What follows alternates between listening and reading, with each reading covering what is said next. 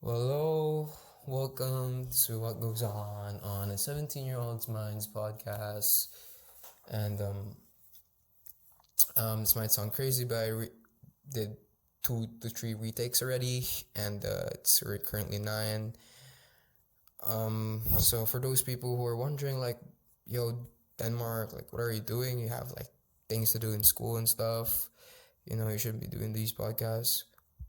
Well, let me tell you this.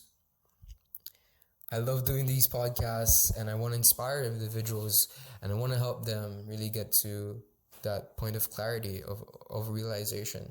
That's why I'm doing these podcasts. And here we are. So I want to make this quite short because I want to save as much of your time, but I want to make it as impactful.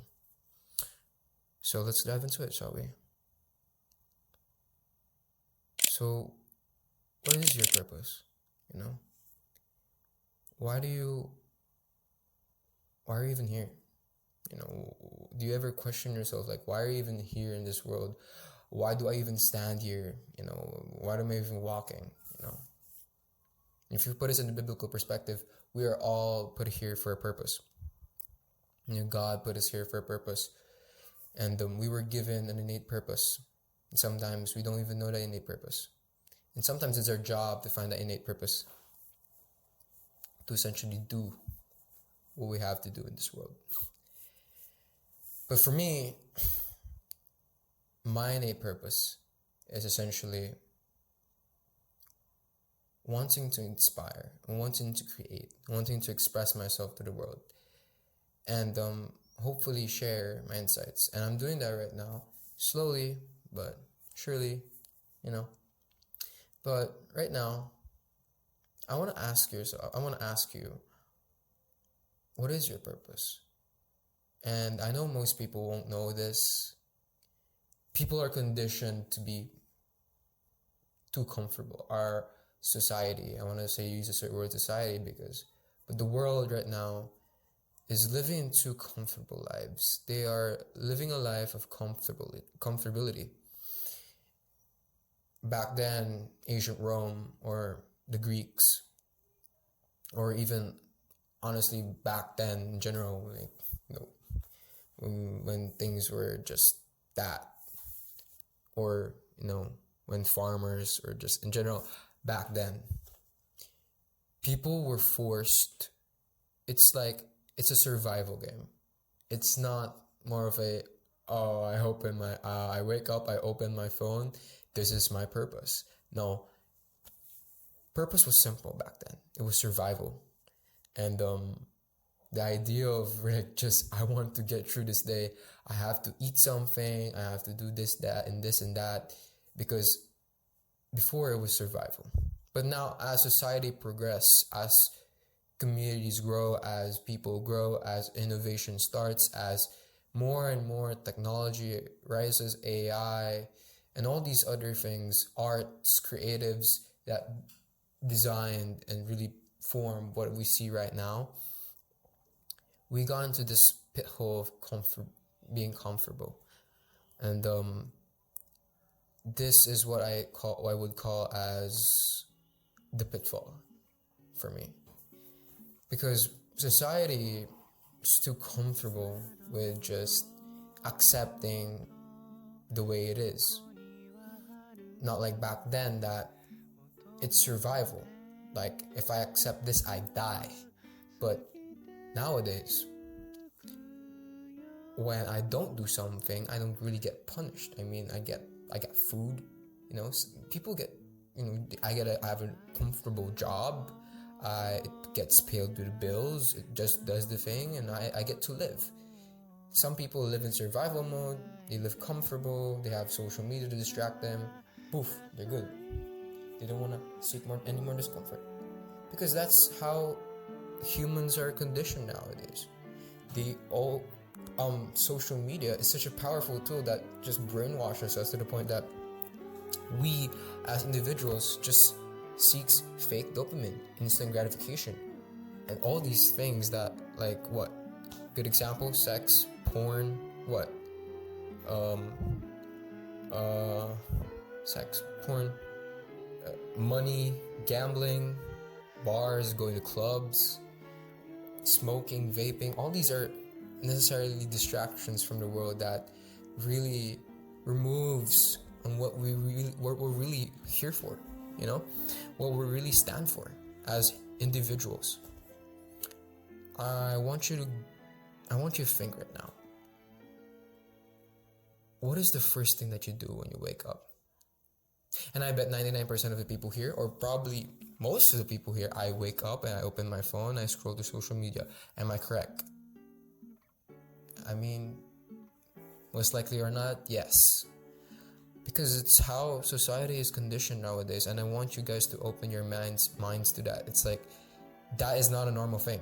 You have to start thinking that is not a normal thing. It doesn't mean that everyone does it, means that you should do it. That's the thing.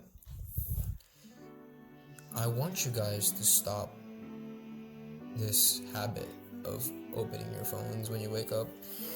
I'm really happy. I want to give you a story time again. I'm really happy that my mom,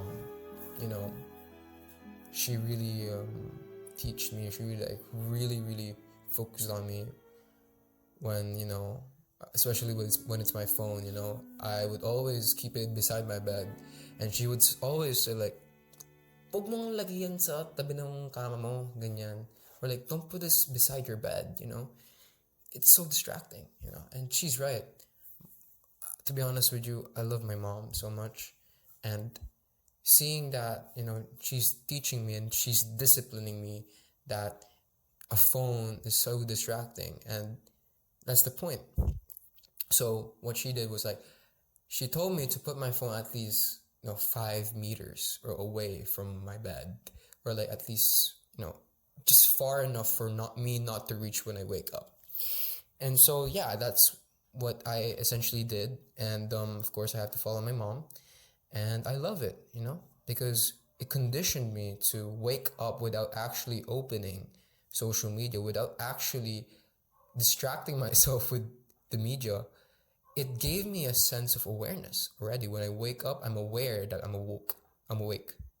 Because most likely or not, it's like a daily ritual. When a person wakes up, they pick up their phone, they don't even realize that they're already awake.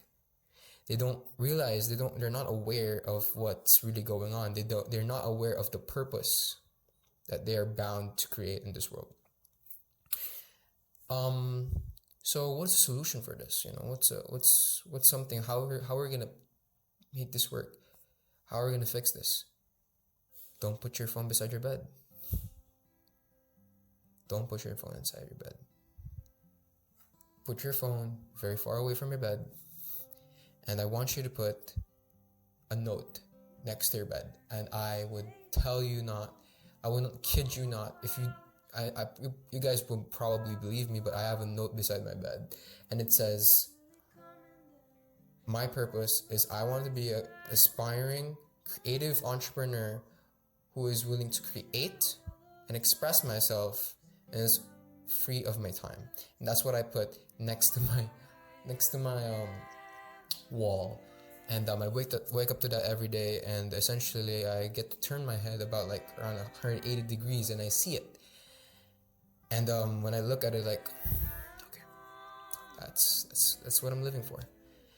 So actually, I think there was a book by Napoleon Hill, is Think and Grow Rich, and I think it was a principle in that book that you should put a note beside your bed, because essentially that's the first thing you do when you wake up, is that as soon as your brain is aware and you turn 180 degrees, that's the first thing you see. Every single day, it will remind you, it will haunt you for the rest of your life. Let me tell you not, there's just days where I wake up and I see that thing, and it makes me feel so bad of myself, because like, for example, yesterday I didn't really do my best, and then when I wake up and I just turn 180 degrees and I see that note, like, holy, like, bro, it's like, this bro, like, that kind of hurts.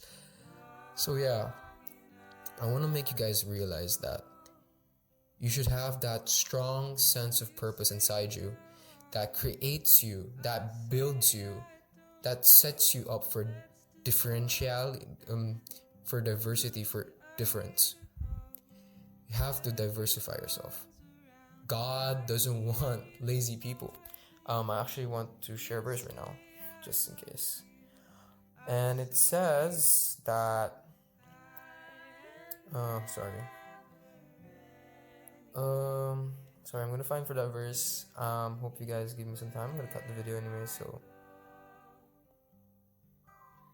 And it says on.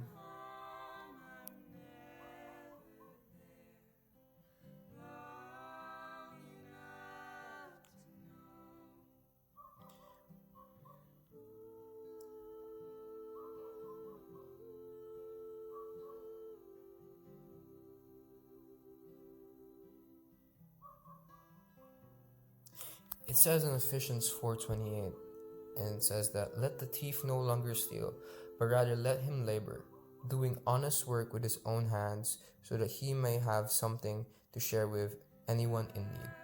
And this idea is basically saying that the thief no longer steal, but rather let him labor, let him do the work, doing honest work, real work, genuine work, self-made man, so that he may have something to share for everyone.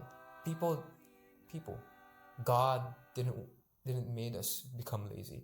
He wants us to work. He wants us to share His word. He wants us to inspire people. Another verse that says that I want to point out is, I'll come back to that real quick. It says Proverbs 13:4. The soul of the sluggard craves and gets nothing, but the soul of the diligent is richly supplied. Basically means that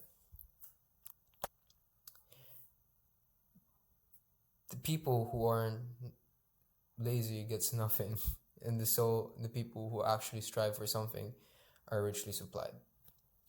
When you give value to this world, we're given something back. That's the basic principle of how a business works. You create value, you sell value, you show that to the world. People buy that value, you make money. That's how business works. Actually, like the simplest thing, you create value for the world and people buy for you.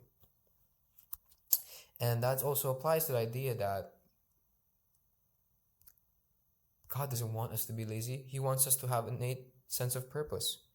He wants us to share His word. He wants us to move mountains with Him. So, let me give you a takeaway here, just to summarize things up. Wake up with purpose. Don't just wake up and not do something. Wake up with purpose. Remind yourself.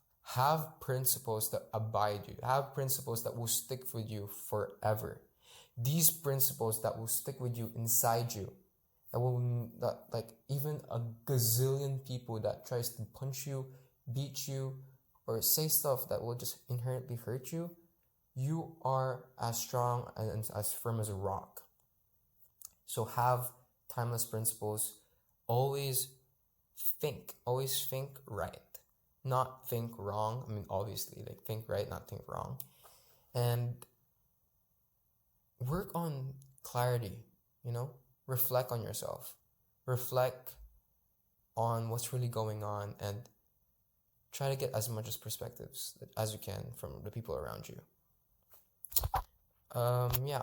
So that's the end of the podcast essentially.